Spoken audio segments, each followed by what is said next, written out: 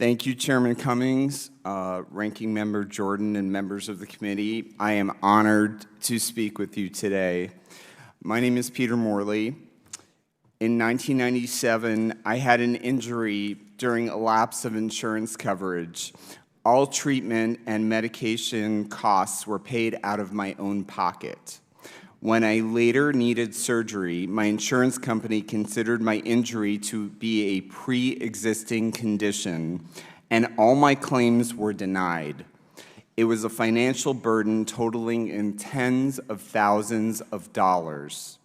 In 2007, I was permanently disabled from an accident. I was spared the costly medical bills of 4 spinal surgeries because I had continuous health coverage. In 2011, I survived kidney cancer and fought my way into remission after losing part of my right kidney.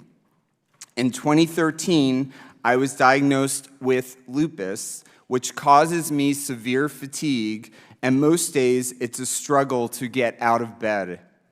I now manage over 10 pre-existing conditions, take 38 different medications, and receive 12 biologic infusions to slow the progression of my disease.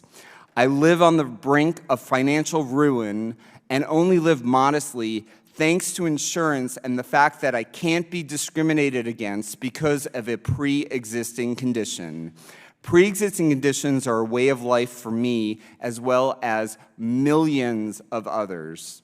Thanks to advances in science and medicine, most people like me with chronic diseases can live happy and productive lives, but only if we are provided access to health insurance that can't be taken away because an insurance company decides it's in their best interest not to cover something, or if Congress decides to repeal our health care, or the single greatest threat we face to our health today, the Trump administration's refusal to defend the Affordable Care Act.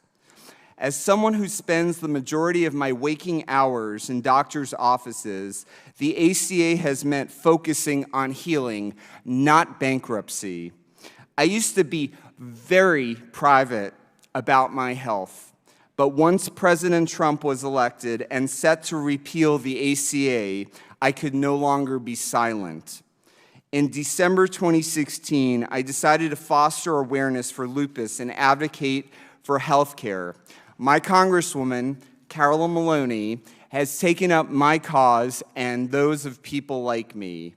The Trump administration's reckless support for the Texas versus Azar lawsuit to tear down the entire ACA, terminating it, as the president has said, is a grave form of subversion.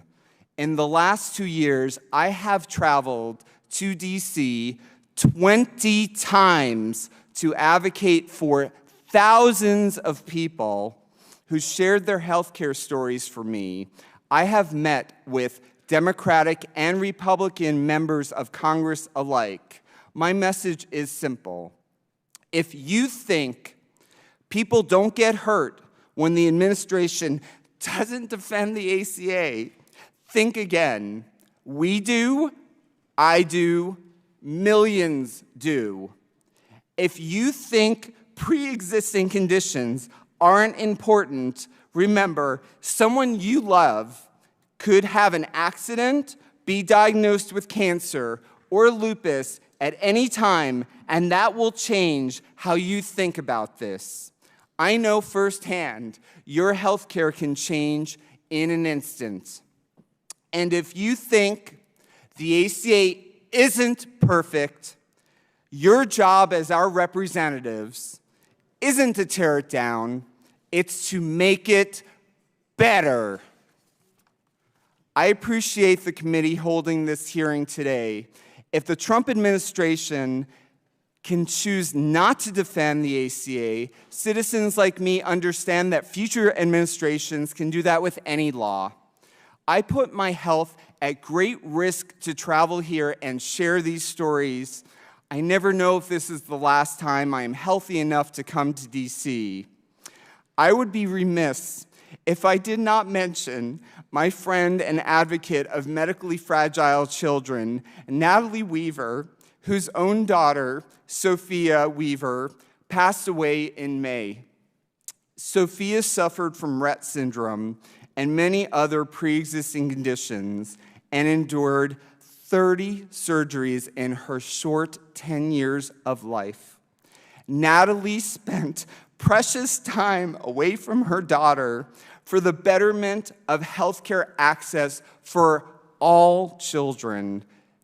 She will never get that time back. These are the sacrifices that we make as advocates.